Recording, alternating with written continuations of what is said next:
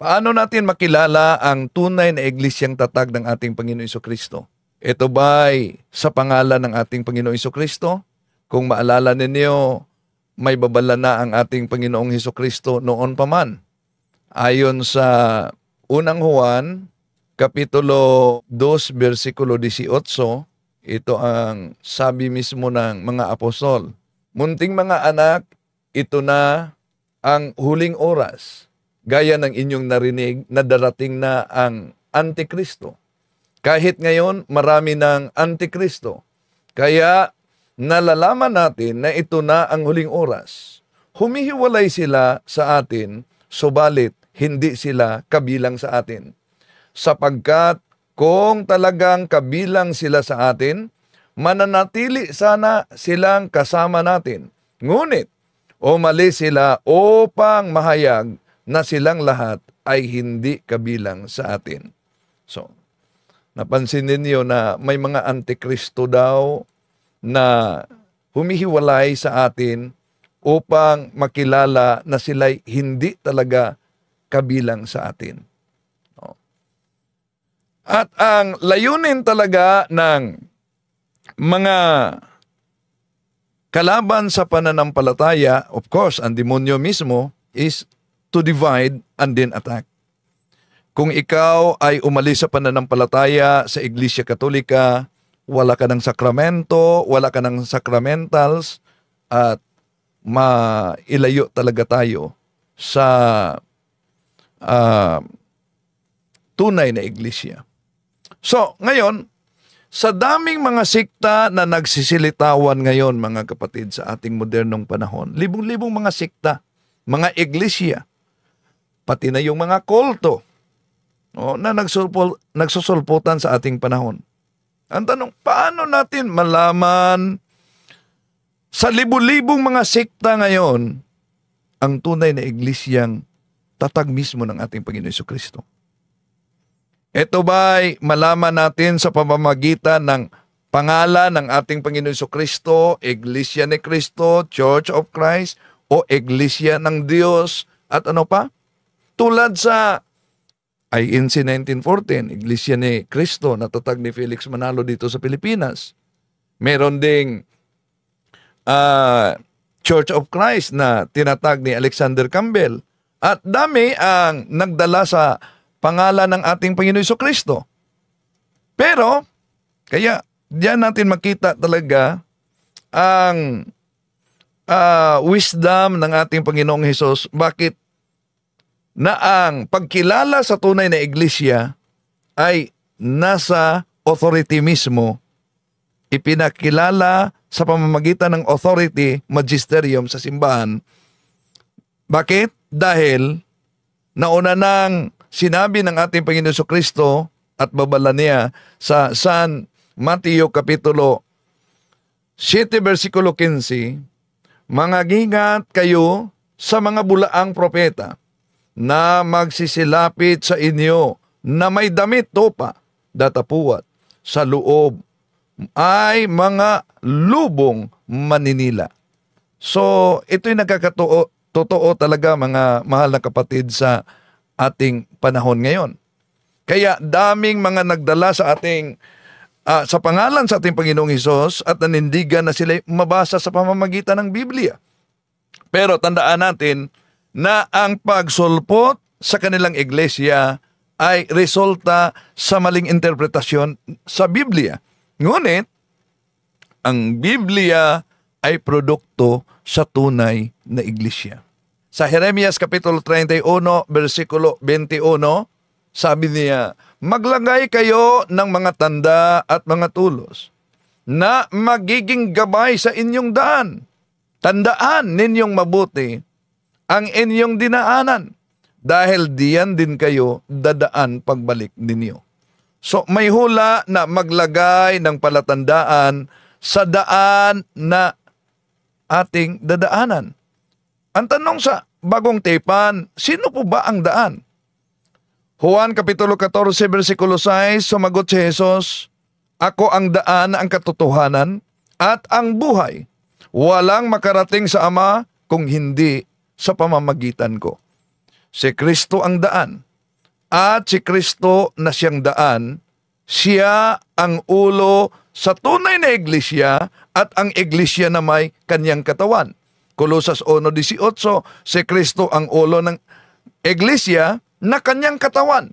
Siya ang pinagmula nito, ang unang nabuhay sa mga patay, para maging pinakadakila siya sa lahat. So kung pansinin ninyo, mga mahal na kapatid, sa katotohanan ngayon, makita natin na daming tumanggap sa ating Panginoong Hesus bilang ulo. Ngunit, ang tunay na iglesia na katawan mismo ni Kristo, abay tinalikuran nila. Ang resulta, ulo lang, walang katawan. Kaya parang manananggal na yan. Di ba? So, sino ba ang dapat magpakilala sa tunay na iglesia? Sa pamamagitan ba sa Biblia na produkto ng iglesia? Hindi, kundi sa pamamagitan ng teaching authority, magisterium. Kaya nga, kung balikan natin ang pahayag sa ating Panginoong Hesus sa San Juan 21:15-17, ito ang sabi niya kay San Pedro. Ang pagkakain nila, tinanong ni Hesus si Simon Pedro, "Simon, anak ni Juan, iniibig mo ba ako nang higit sa mga ito?" "Opo, Panginoon. Alam ninyong mahal ko kayo," tugon niya. Sinabi sa kanya ni Hesus, "Kung gayon, pakainin mo ang aking mga tupa." 3 bisis ito tinanong ng ating Panginoong Hesus at sinabi niya, "Pakainin mo ang aking mga tupa." Ano po bang ibig sabihin pakainin ang tupa? Jeremiah chapter 3 verse 15 sa Version Bible, "And I will give you pastors according to my own heart, and they shall feed you with knowledge and doctrine." Ang pagpakain pala sa tupa, "They shall feed you with knowledge and doctrine." Kaya yun ang dahilan kung bakit sa Konselyo Vaticano sa 1870, idiniklara ng simbahan. At yun ang gagamitin, itong aklat na ito, sa mga anti-Catholic. Magaling sila mag-research, pero di lang magaling umunawa. Sa pahina 191, ito kasi ang gagamitin nila, mga mahal na kapatid. Dahil mabasa daw na ayon sa naturang aklat in 1870 at the Vatican Council, the bishops assembled unanimously decided upon this official name, the One Holy Catholic Church, as descriptive of Christ's Church. So, sabi na idiniklara lang ng mga pangulo ng simbahang Katoliko ang One Holy Catholic Church at tinalikuran ang pagiging tunay na iglesia ni Kristo daw. At pinalitan sa One Holy Catholic Apostolic Church. Yon ang palatandaan na natalikod ang tunay na iglesia. Pero, totoo ba na tinatalikuran natin ang iglesia ni Kristo na paglalarawan sa tunay na iglesia? Hindi, dahil ginagamit nila ang pahina 191, pero kung simulan natin pagbasa ang Discourses of the Apostles' Creed sa pahina 180, itong mabasa natin, "Down through the centuries, the name Catholic or Universal has always been the same, distinguishing mark of the Church of Christ from other churches." See? Kaya pinutol nila. Kung idiniklara man sa otoridad ng simbahan sa 1870, hindi. Ibig sabihin, mga kapatid, na diyan nagsimula sa deklarasyon ang pagiging tunay na iglesia at yung mga palatandaan sa pagkilala ng tunay na iglesia. Dahil ang bata ay tao na kahit huli na siyang pinangalanan. Di po ba? Okay. So, isa sa mga palatandaan, dahil nabasa, ginamit nila ang Discourses of the Apostles' Creed, page 191, the bishops assembled unanimously decided upon this official name, the one Holy Catholic Apostolic Church, as descriptive of Christ Church. So, ang tunay na iglesyang tatag ng ating Panginoong Hesus ay iisa lamang, one. One of the common dogmas outside the Catholic Church is the dogma of indifferentism. Indifferentism is the notion that all religions are equally true. Pero hindi yan totoo because different religions contradict one another and contradictions can never be equally true. So, bakit mahalaga ang pagiging isa sa iglesyang tatag ng ating Panginoon Jesucristo? Dahil ayon kay San Pablo diyan sa 1 Corinthians chapter 12 verses 12 up to 14. Ituloy natin sa 20. For just as the body is one and has many members, and all the members of the body, through many, are one body, so it is with Christ. For the one Spirit, we are all baptized in one body, Jews or Greeks, slaves or free, and all were made to drink of one Spirit. For the body does not consist of one member, but of many. 20. As it is, there are many parts, yet one body. So, yun ang katawan ng ating Panginoon Jesucristo. Yun ang mystical body. Yun ang iglesia. So, dito maraming mga miyembro na ikinukumpara sa iisang body o katawan. So, sa binyag, nagiging bahagi tayo. Galatia Kapitulo 3, versikulo 27, we are one, we are all Christians. Yun ang dahilan kung bakit mangungumpisal tayo sa pare dahil sa 1 Corinthians chapter 12 verse 26, ang karamdaman sakit sa isang parte ng katawan, sakit sa buong parte ng katawan. Ibig sabihin, pag magkasala tayo, apektado ang simbahan dahil nagiging kabilang tayo sa pamamagitan ng binyag. At si San Pablo nagsabi sa Efeso Kapitulo 5, versikulo 23, for the husband is the head of wife, as Christ is the head of church, his body, of which he is the Savior. Si Kristo ang tagapagligtas sa kanyang iglesia. So, kung ang katawan, ang tinutukoy dito ay ang iglesia, at kung ang katawan na iglesia, ito ay iisa lang.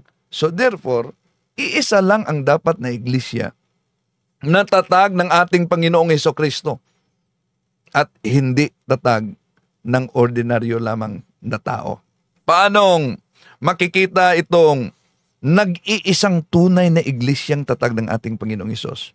So kahit nasa kasaysayan mga kapatid, kung tignan natin all secular histories, show a direct time link between the Catholic Church and the Apostles, leading to the conclusion that the true church founded by Jesus Christ is the Catholic Church.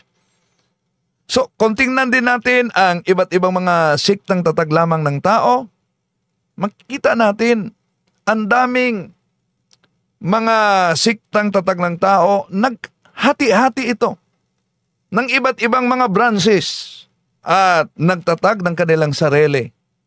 So, may iba't ibang interpretasyon at may iba't ibang doktrina at iba't ibang pangalan. So, ang tunay na iglesia ay isa lamang. At ito ang unang palatandaan sa iglesia na tatag ng ating Panginoon Jesucristo. One, holy. Ang iglesia ay banal. Dahil ang nagtatag nito ay ang ating Panginoon Jesucristo. Ang ating Panginoon Jesucristo, Unang Pedro 1:16, banal. Kaya, banal din ang kanyang itinatag. Banal din ang kanyang iglesia. Ayon sa Efeso Kapitulo 5, versikulo 23, ito'y mabasa natin, husband should love their wives, just as Christ loved the church, and sacrificed himself for her. Ang tinutukoy dito ang kanyang iglesia, ang kanyang simbahan.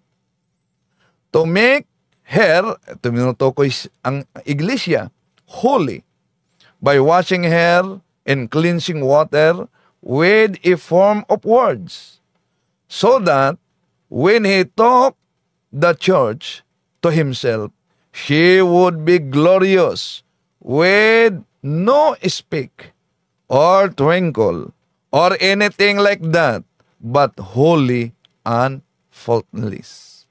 So, yun ang iglesia ng ating Panginoon Jesucristo.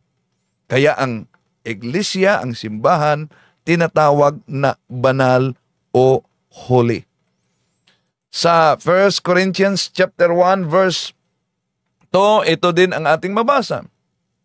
To the church of God that is in Corinth, to you who have been sanctified in Jesus Christ, called to be holy, with all this everywhere, who call upon the name of our Lord Jesus Christ, their Lord and ours. So, dito mga kapatid, makita natin na palatandaan sa tunay na iglesia ay ang kaniyang pagiging banal.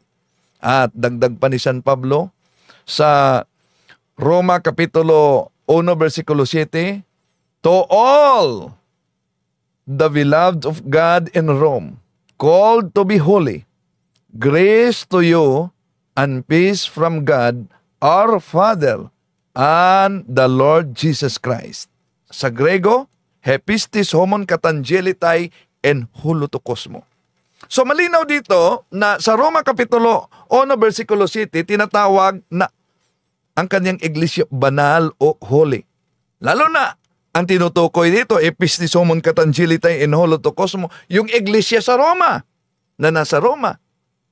Na ayon kay San Pablo, ang iglesia na nasa Roma, siya ay nagiging bantog, siya ay kilala sa buong mundo. Kaya, anong simbahan ito? Walang iba. Yung simbahan na makita natin sa Vatican, sa Roma, na tanyag, bantog at kilala sa buong mundo.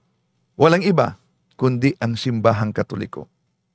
Ang patutsada ng ibang mga kapatid natin, gagamit sila ng aklat na Katoliko, lalo na yung aklat ng pamagat ay pananampalataya ng ating mga ninuno ni James Cardinal Gibbons sa pahina 30, ang nakasulat kasi, nalulungkot kaming ipagtapat na ang kabulukan sa moral ay malimit na nasusumpungan sa sinapupunan nitong mga nagsasabing sila'y Katoliko. Di natin maipipikit ang ating mga mata sa harap ng katotohanan na marami sa kanila ang di nabubuhay ayon sa ipinag-uutos ng kanilang iglesia, kundi bagkos nagiging sanhi pa ng kalungkot-lungkot na iskandalo. Dapat ng iskandalo'y dumating, ngunit sa aba nila'y nagiging daan ng mga ito. Tinatanggap ko rin ang mga kasalanan ng mga Katolikong lalong karimarimarim sa mata ng Diyos kaysa mga kasalanan ng mga nahiwalay nila mga kapatid, sapagkat maraming grasya ang sinasayang nila. Kaya, makabasa lang sila sa aklat Katoliko na pananampalataya ng ating mga ninuno, di po ba bulok na ang moralidad sa mga nagsasabing sila'y Katoliko? Kaya ang kanilang katanungan, nang sinabi ni Cardinal Gibbons na bulok na ang moralidad, yun ang kanilang panindigan, sa mga nagsasabing sila'y Katoliko, ang Katoliko ba ay santa o ang Katoliko ay impakta? Pero di nila nabasa malinaw ang naturang aklat. Sabi diyan, nalulungkot kaming ipagtapat na ang kabulukan sa moral ay malimit na nasusumpungan sa sinapupunan nito mga nagsasabing sila'y Katoliko. Di natin may ipipikit ang ating mga mata na marami sa kanila ang di nabubuhay ayon sa ipinag-uutos ng kanilang iglesia. So ibig sabihin, Sino man ang nagiging bulok ang moralidad, hindi dahil tayo'y Katoliko, dahil hindi tayo sumusunod sa utos ng simbahang Katoliko. Pero may iniwasan. Iniwasan nila mga kapatid. Ano yon? Yung pahina 29. May mabasa kasi dyan. Ang pagkabanal ay isa ring tanda ng tunay na iglesia. Sapagkat sa ating pananampalataya, sinasabi natin ng ganito, sumasampalataya ako sa Santa Katolika, Apostolika Romana. Meron talaga silang researchers din. Ginagamit nila mga aklat Katoliko. Ngayon, meron pang ibang patutsada yung mga kapatid natin sa iba yung pananampalataya. Hindi daw pwedeng magiging huli o tawaging huli ang simbahang Katoliko. Bakit? Dahil para sa kanila, dami daw umanong mga makasalanang miyembro. At gamitin din nilang argumento, yung ibang mga pare na nahulog sa kasalanan, yun umanong nakagawa ng mga pangmolestya. So kaya paano magiging banal? Well, even during the time of Christ, there was also a Judas. Pero, dahil po ba may Judas huminto na sa kabanalan ang kanyang iglesia? Mali po yan. Sino man sa atin na nagkasala tayo, hindi dahil tayo'y Katoliko. Nagkasala tayo dahil hindi tayo sumunod sa aral ng simbahang Katoliko. Pero, tingnan natin ang kasaysayan. Ang dami ng mga makasalanan at sumunod sa aral ng simbahang Katoliko. At ito'y naghatid nila sa kabanalan. Mga kapatid, hindi sukatan ang mga miyembro kung marumi man sila, makasalanan man, o malinis. Hindi po yan ang nakakasira sa simbahan. Hindi yan ang makapa-nullify sa pagiging banal ng simbahan. Dahil ang tinutukoy nating banal ay yung kinaabniba nating iglesia. Dahil ang nagtatag nito ay walang iba, ang ating Panginoong Jesucristo, at ito'y magdala sa atin sa landas patungong kabanalan. Walang pinagkaiba mga kapatid sa 12 apostol na pinili ng ating Panginoong Hesus sa Juan Kapitulo 6, versikulo 70, di ba? Isa doon, si Judas Iscariote, nagtraidor sa ating Panginoong Hesus. At dahil ginawa ni Judas ang pagtraidor, hindi ibig sabihin na nawala na ang kabanalan sa tunay na iglesyang tatag ng ating Panginoong Hesus. Kahit maman, may naging Judas sa 12 tatag pinili ng ating Panginoong Hesus. Sa Efeso Kapitulo 3, versikulo 5, ito mabasa natin. Ito'y hindi ipinaalam sa mga tao noong mga nakaraang panahon. Ngunit, inihayag ngayon ng Diyos sa pamamagitan ng Espiritu sa kaniyang mga banal na apostol at mga propeta. Nawala na ba ang kabanalan ng mga apostolis dahil lang may Judas? Hindi. Ngayon, kung ikumpara natin sa mga siktang nagsusulputan sa ating panahon, mga kapatid, wala po silang ganitong katangian. Wala po silang ganitong palatandaan. Kahit pa nag-claim sila na ligtas na yung iba, pero wala silang sakramento. Lalo na ang Eucharistia, ang pagkain sa ating kaluluwa, na siguradong magdala sa atin sa daan patungong langit. Di ba? So, sa dami ngayon ng mga sikta, lalo na yung mga siktang tatag lamang ng tao, karamihan galing sa simbahang Katoliko. Tulad ni Felix Manalo, si Gregorio Aglipay, no? Nagtatag ng PIC, si Martin Luther, at iba pa mga nagtatag ng kanilang sikta, ng kanilang pananampalataya. At di yan ikapagtataka dahil 2 Corinto Kapitulo 11, versikulo 12 hanggang 15, babala na yan sa mga apostolis na ni San Pablo, na may lilitaw talaga mga kapatid, na mga bulaang mga ngaral, at di daw umano yan ikapagtataka. Bakit? Kahit si Satanas ay magkunwaring anghel ng liwanag, kaya di ikapagtataka na ang kaniyang mga alipin ay magkunwaring mga apostol. So, one, holy, and then Catholic. So, ang tunay na iglesia, ang tunay na simbahang tatag ng ating Panginoong Hesukristo, ito'y pangbuong mundo, pangkalahatan. O, sa English ay throughout all.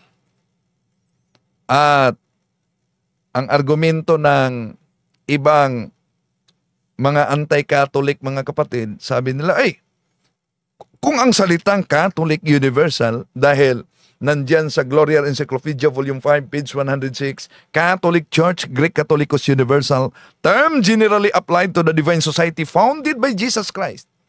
So, kung ang Catholic universal, si Satanas, universal din umano, so therefore, si Satanas, Catholic. Yun ang kanilang konklusyon. Mali. Dahil kung tignan natin, ang terminong Catholic, ang term Catholic, Gloria Encyclopedia, Volume 5, page 106, Catholic Church, Greek Catholicos Universal, term generally applied to the divine society founded by Jesus Christ. Ngayon, may isang aklat protestante na The Marks of Scripture, Rethinking the Nature of the Bible ni Daniel Castillo at Robert Wall. Ito po'y mabasa natin sa pahina 89, mga kapatid. Ito mabasa natin. This local church, ito'y protestante na aklat. This local church, like many others, finds it necessary to footnote with the clarifier, universal, so that people are not confused by the term Catholic. The term universal, what does it mean? On turning a etymology of Catholic, one notices that Greek roots suggested according to the whole. One of the places where this word praise is found in Scripture is Acts chapter 9 verse 31, Catholis. Yan. Protestant ito na aklat na ang Acts chapter 9 verse 31, yun daw ay Ecclesia Catholis. Kaya kung tingnan natin sa Greek Bible, ito pong Interlinear Greek Bible, ang mabasa natin sa Acts chapter 9 verse 31 ay ito. Emienon Ecclesia Catholis tis Judaias kay Galilee. So mapansin ninyo, kay Samarias.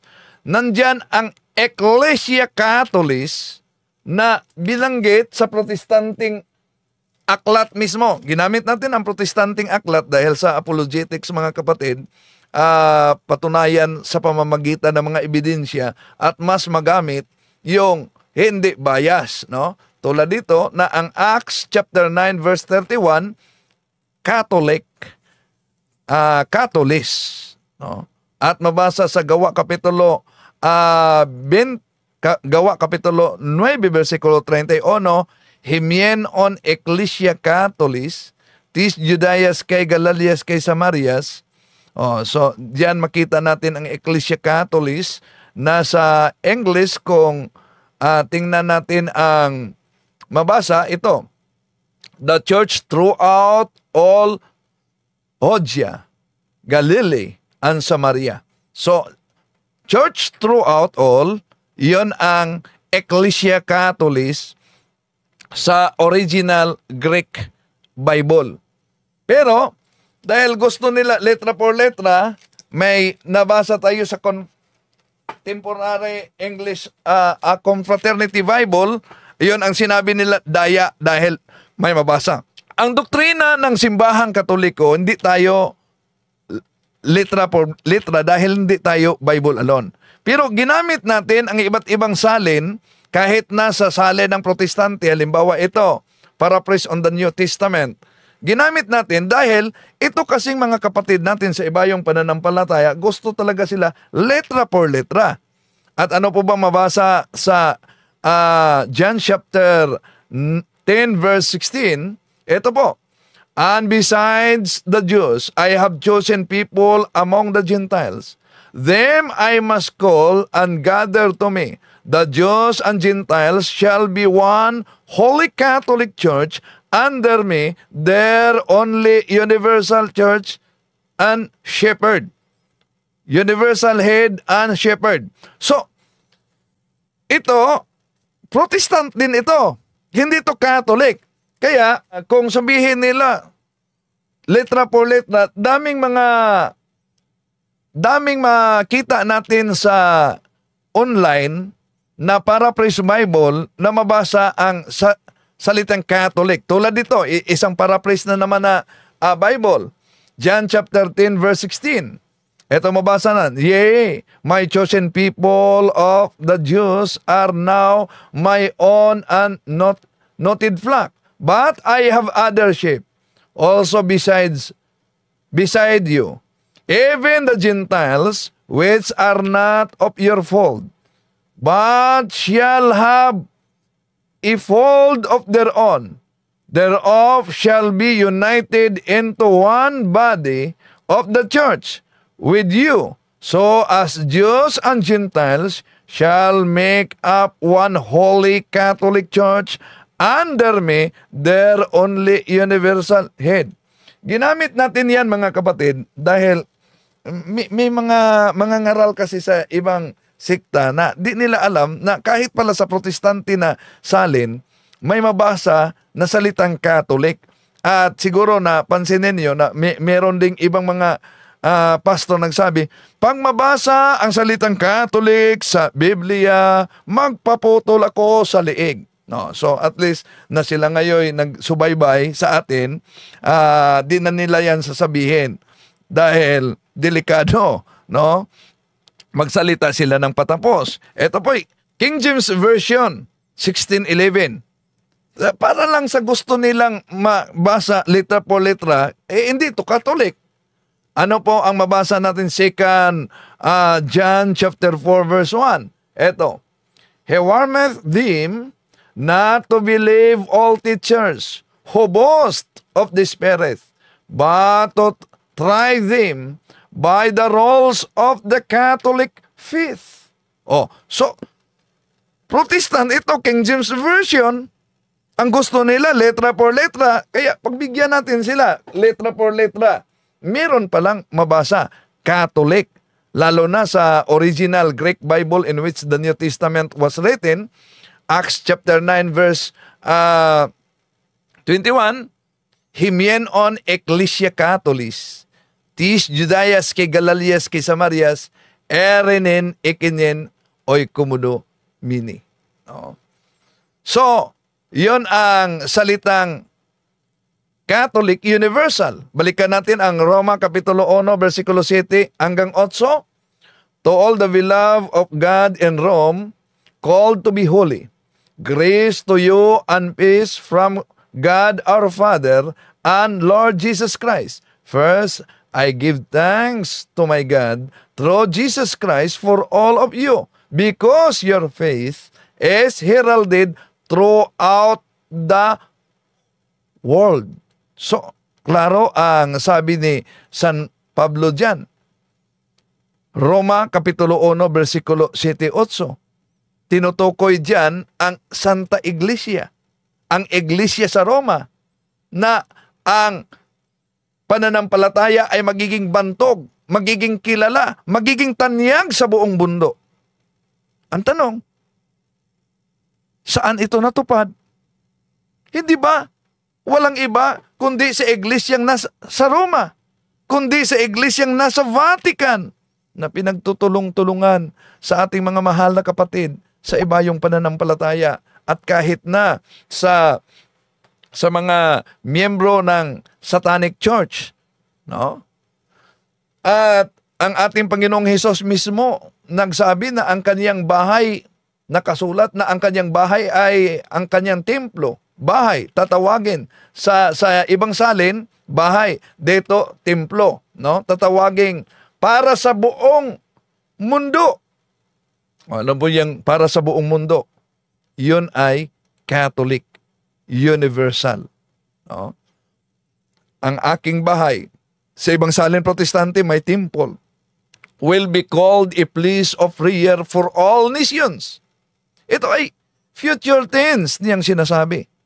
At ito ay tumutukoy sa simbahang Katoliko. Dahil obvious naman na nakakalat ang simbahang Katoliko, mga kapatid, sa buong mundo. No? Kumakalat talaga ang iglesia. Kaya nga, ayon sa Revelation chapter 7 verse 9, after this I have a vision of a great multitude, which no one could count, from every nation, race, people, and tongue. They stood before the throne and before the Lamb, wearing white robes and holding palm branches in their hands. So, sa buong sanlibutan yan. Kaya, ang simbahang tatag ng ating Panginoon Jesucristo ay universal in nature. Dahil sa utos ng ating Panginoong Jesucristo, Mark chapter 16 verse 17, He said to them, "Go into the whole world and proclaim the gospel of every creature." Kaya nga, mga mahal na kapatid, makita ninyo na ang simbahang Katoliko na inutusan sa ating Panginoong Hesus sa San Mateo Kapitulo 28, versikulo 19, "Go therefore and make disciples of all nations, baptizing them in the name of the Father and of the Son and of the Holy Spirit." So kaya kita ninyo na ang simbahang Katoliko, nagpadala tayo ng mga misyonaryo para mangaral sa iba't ibang dako ng mundo. Dahil biblikal ang misyon ng simbahang Katoliko, gawing Kristiyano ang lahat ng mga tao. Kaya, kung tignan ninyo, kahit sa mga bansang matindi ang kanilang pag-uusig, kahit pa sa bansang Islam, kahit pa sa mga Hinduismo, kahit pa sa komunismo na may mga atheista yan, merong mga Katoliko ang iba lang ay nagtatago dahil sa matinding persecution. So, universal. Ang simbahang Katoliko, meron tayo sa Middle East, Iraq, Syria, Iran, Abu Dhabi, sa Dubai. Nakapunta ako sa St. Mary Church sa Dubai. Ang daming Katoliko na iba't ibang lahi. Grabe. At iba rin ang ritual nila. So, tanging Catholic Church lamang ang meron sa mga lugar, sa mga bansang mahirap, kahit na sa mga bansa na grabe ang persecution. So, Catholic. One, Holy Catholic. And then, Apostolic. The church founded by Jesus Christ must be apostolic in nature. Dahil, tinatag ni Jesus sa pundasyon mismo sa mga apostol. Sa Revelation chapter 21 verse 14, the wall of the city had 12 courses of stones, and its foundation on which were inscribed the 12 names of the 12 apostles of the Lamb. See? Napakalinaw ang nasulat diyan, mga mahal na kapatid. At Efeso Kapitulo 2, versikulo 20, versikulo 19-20.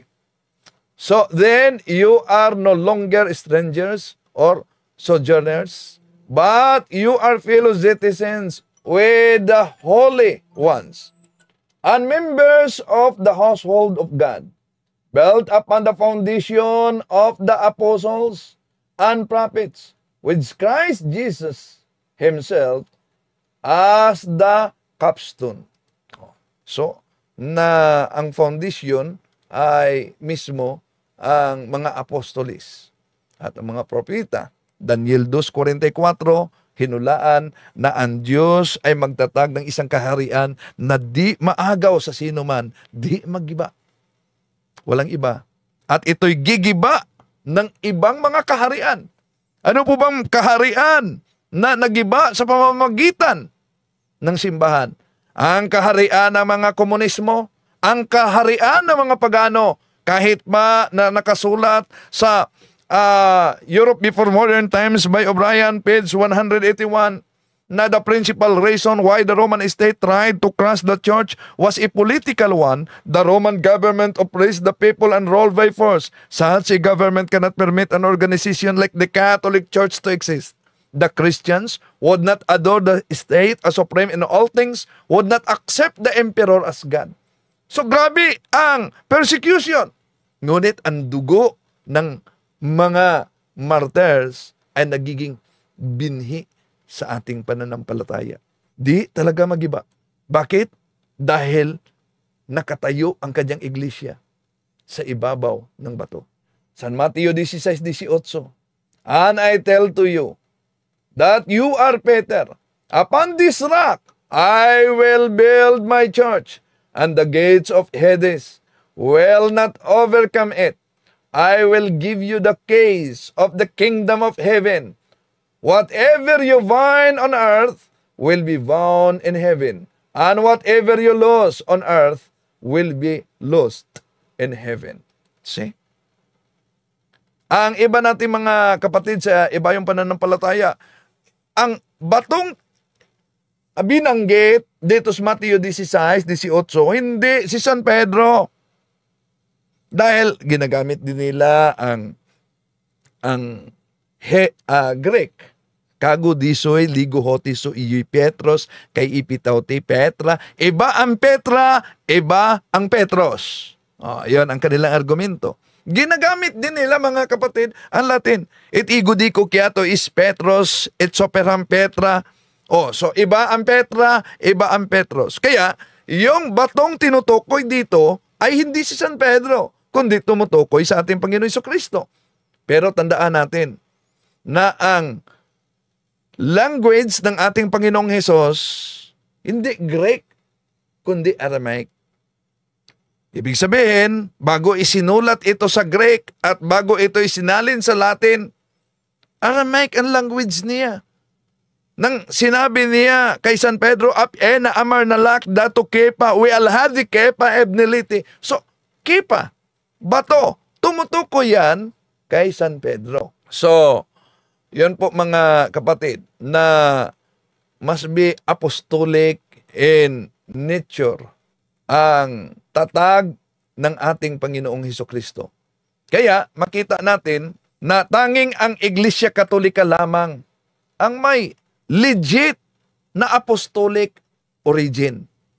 Mula sa mga apostol, sa kasaysayan, kung tignan man natin, kaya nga yung ibang mga kapatid natin sa ibayang pananampalataya, takot sila sa history. Bakit takot sila sa history? Bible alone lang sila. Dahil ayon kay John Cardinal Henry Newman, to be deep in church history is to cease to be a Protestant. Adversely, to cease to be deep in church history is to become a Protestant. Kaya kung tingnan natin ang unbroken line of succession, makita natin ya, yung obispo sa Roma, si Pope Francis ngayon, 266 na successor yan ni San Pedro. Yung obispo o patriarka sa Constantinople, historically, successor yan ni San Andres. Yung obispo, patriarka sa Alexandria, yung Coptic Catholic Church, historically, successor yan ni San Marcos. Yung obispo, patriarka sa Armenia, Armenian Catholic Church. Historically, successor yan ni San Bartolome.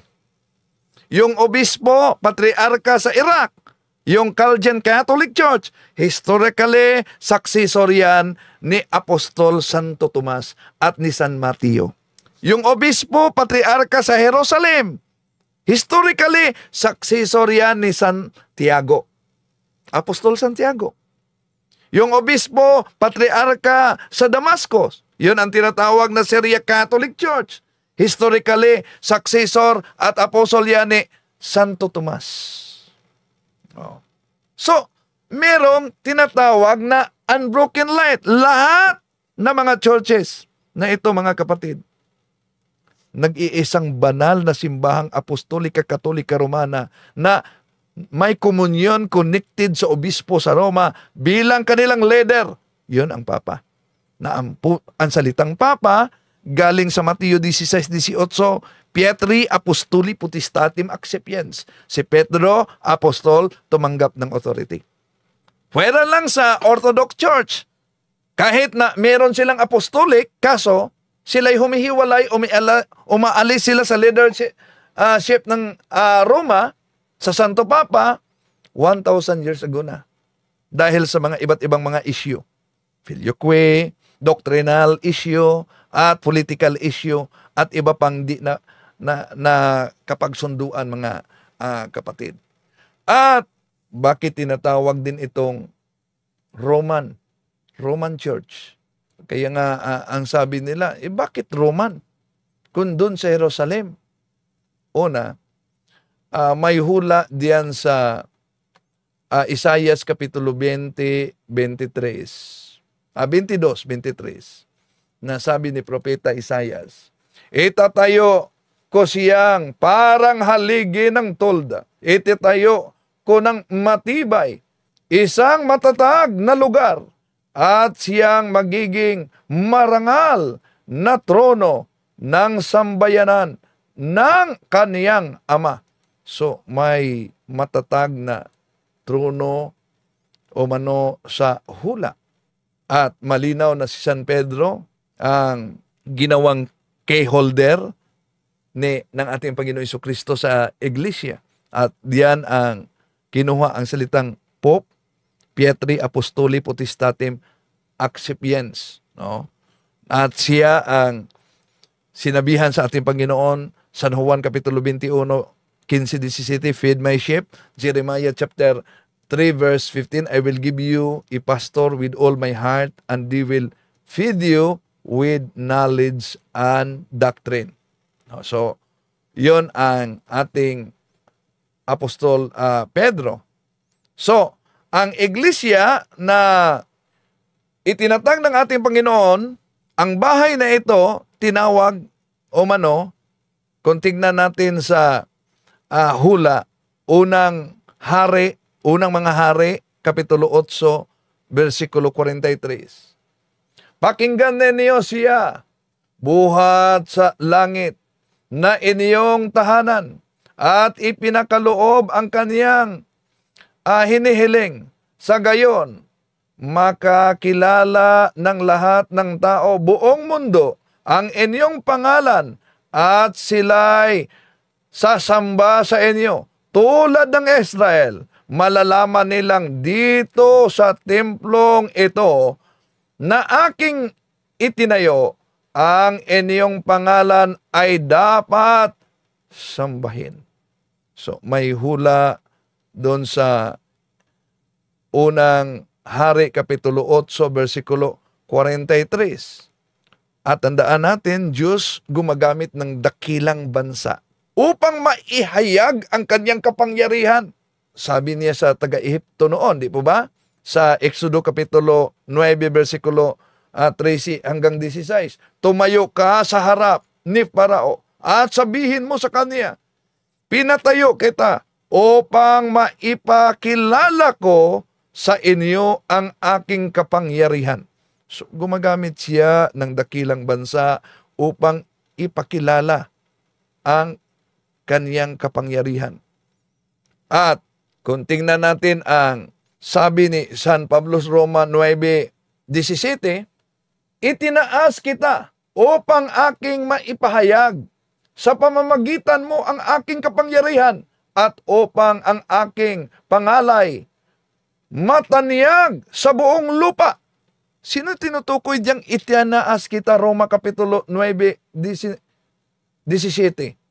Walang iba kundi ang bansang Roma na ang sinabi sa Roma Kapitulo 1, City 8, Hepistis homon katangilitay en huluto kosmo. Ang pananampalataya sa Roma ay nabantog dahil mismo ang ating Panginoong Hesus ang nagsabi, Gawa Kapitulo 23:11, nang sumunod na gabi, lumapit sa kaniya ang Panginoon at sinabi, Pablo, lakasan mo ang inyong loob sapagkat kung paano ka nagpatotoo patungkol sa akin sa Jerusalem, gayon din ang gawin mo kung nagpatotoo ka sa Roma.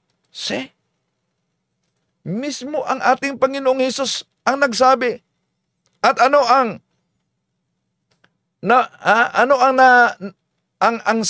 pagiging saksi ni San Pablo sa Roma? Roma 1, City 8, ang pananampalataya sa Roma ay nabantog sa buong sanlibutan.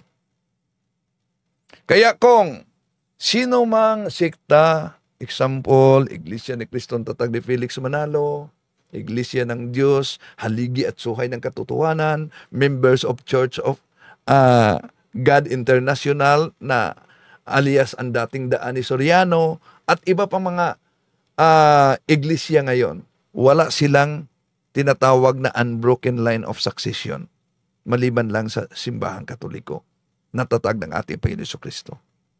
Kung tingnan natin ang palatandaan sa tunay na iglesia, ang tunay na iglesia ay 1 Corinthians chapter 12 verses 12 up to 14, Colossians chapter 1 verse 18, pangalawang palatandaan, holy, Ephesians chapter 5 verse 25, 27, Romans chapter 1 verse 7, Hepistis homon katangilitay en huluto kosmo, ang kanyang simbahan ay Catholic, universal.